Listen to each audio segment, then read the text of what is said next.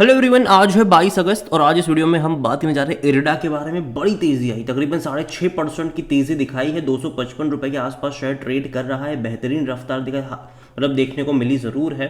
हालांकि कुछ टाइम पहले ही ये तकरीबन 260 पे जाने वाला था, लेकिन अभी थोड़ा सा करेक्शन देखने को मिल रहा है।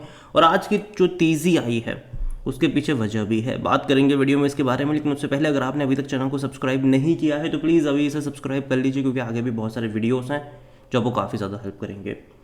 तो तकरीबन 6.5% की तेज़ी है इरिडा में आज। एक महीने में देखोगे तो ग्राफ इंटरेस्टिंग है। देखो, गिरावट आ रही थी 270 से टूट टूट कर 235 पे गया, थोड़ी सी तेज़ी दिखाई, मतलब 250 पे आया, फिर वापस गया 236 पे, फिर वापस 2 दिन की तेज़ी दिखाई, 2 दिन की गिरावट, और आज एक बहुत बड़ी तेज़ी यहाँ पर देखने को मिली है। लेकिन देखना इंटरेस्टिंग होगा कि जब मार्केट क्लोज होगा आज, तो ये जो तेज़ी 5.5%, 6%, 6.5% की देखने को मिल रही है, वो टिकती है कि नहीं। कहीं ऐसा ना हो कि मार्केट क्लोज होने पर ये जो तेज़ी है वो 2-2.5% की रह जाए। और जहाँ तक बात करें आज इस खबर के बारे में जिसके चलते तेज़ी आई है, वो फंड रेजिंग की खबर है। इरडा की जो बोर्ड मीट है वो तकरीबन अगस्त 29 को मिलने वाली है, और वहाँ पर भैया प्रपोजल होगा फंड रेजिंग को लेकर। तकरीबन 4,500 करोड़ रुपए रेज होने वाले हैं कंपनी की तरफ से। और हालांकि अगर आप देखोगे यहाँ पर, तो board meeting in this regard will held on Thursday 29 August to take the proposal for approval. तो अप्रूवल यहाँ पे लिया जाएगा भैया पैसा रेज करना है कि नहीं। और यहाँ पर जो है तकरीबन 4,500 करोड़ रुपए जो होगा वो एक या अलग अलग ट्रांजेस के थ्रू रेज करा जाएगा। अब यहाँ पर अलग अलग मोड्स हो सकते हैं, या तो एफपीओ के जरिए पैसा रेज करे, या तो क्वालिफाइड इंस्टीट्यूशन जो क्यूआईपी होता है उससे पैसा रेज करे, या फिर राइट इश्यू हो गया, प्रेफरेंशियल इश्यू हो गया, उससे रेज करे। लेकिन जहाँ तक मुझे लगता है कि ज़्यादातर चांसेस एफपीओ के हो सकते हैं। जो पब्लिक से पैसा लेने की जो चीज़ है वो शायद हो सकती है यहाँ पर। इंस्टीट्यूशंस मुझे लगता है कि उतना ज़्यादा पार्टिसिपेट यहाँ पर नहीं करेंगे। रीज़न सिंपल सा है कि जब से इसका आईपीओ आया है तब से लेकर अब तक इंस्टीट्यूशन ने सिर्फ बिकवाली ही करी है यहाँ पर। तो जहाँ तक बात करी जाए तो कहीं ना कहीं मुझे लगता है कि एफपीओ लोगों से पैसा रेज करने की कोशिश करी जाएगी यहाँ पर। और जाहिर सी बात है, जब भी कोई एफपीओ आता है तो मार्केट प्राइस से कम प्राइस पर आता है। तो ये जो तेज़ी आप देख रहे हो अभी हाल फिलहाल में, इवन अगले महीने अगले हफ्ते भी शायद तेज़ी आए, तो मैं कहूँगा कि वेट कर लीजिएगा, जल्दबाजी मत करना। क्योंकि मार्केट प्राइस से कम 5 से 10% डिस्काउंट पर ही एफपीओ आते हैं, तभी तो वो सक्सेसफुल हो पाएंगे, तभी तो लोग अप्लाई करेंगे कि मार्केट प्राइस से कम प्राइस पे आएगा, तभी तो लोग खरीदेंगे। तो यहाँ पर जो तेज़ी आई है आज, देखो पैसा रेस करे बहुत अच्छी बात है, क्योंकि कंपनी का काम क्या है, कंपनी का काम जो है वो लोन देना ही तो है। इसी पैसों के तो वो आगे घुमाएंगे, इसी पैसों से तो ब्याज खाएंगे, इसी पैसों से तो भैया इनका रेवेन्यू प्रॉफिट्स बढ़ेगा। जो ये 4,500 जो रेस करेंगे एफपीओ के जरिए, उससे ये और ज़्यादा पैसा कमाएंगे। तो एक्चुअली कंपनी के लिए अच्छी बात है, लेकिन हमें ये भी सोचना होगा कि एफपीओ में किस प्राइस पे आ रहा है। कहीं ऐसा ना हो कि अभी जिस प्राइस पे आपको मिल रहा है 245 या 250, एफपीओ उससे कम में आ जाए, ठीक है। और हमेशा कम में ही आता है। और जहाँ तक वॉल्यूम्स की बात करें आज, तो मार्केट जस्ट अभी खुला है और तकरीबन 3 करोड़ से भी ज़्यादा के शेयर ऑलरेडी यहाँ पर ट्रेड हो चुके हैं। बड़ी क्वांटिटी में ट्रेडिंग चल रही है यहाँ पर।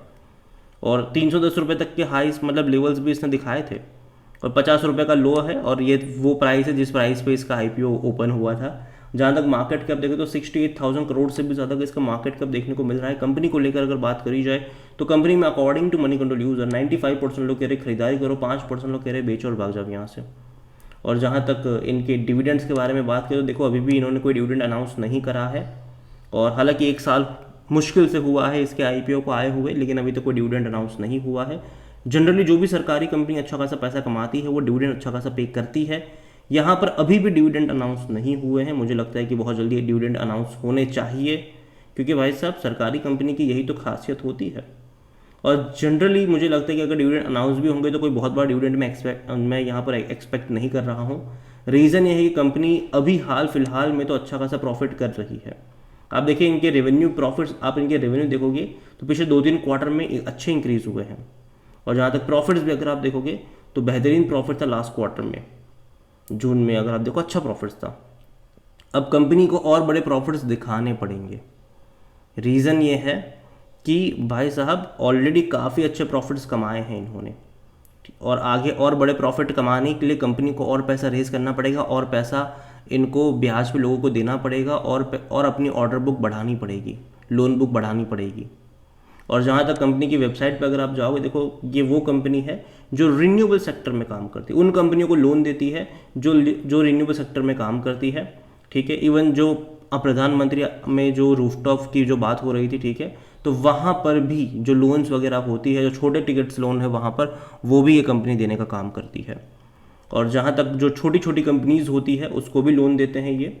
और इनका लोन पोर्टफोलियो भी अगर आप देखो तो अच्छा खासा लोन पोर्टफोलियो इनका नज़र आता है। जनरली ज़्यादातर जो है वो सोलर और विंड में है, मतलब 26 से 27% सोलार में है और तकरीबन 20% इनका विंड में देखने को मिल रहा है।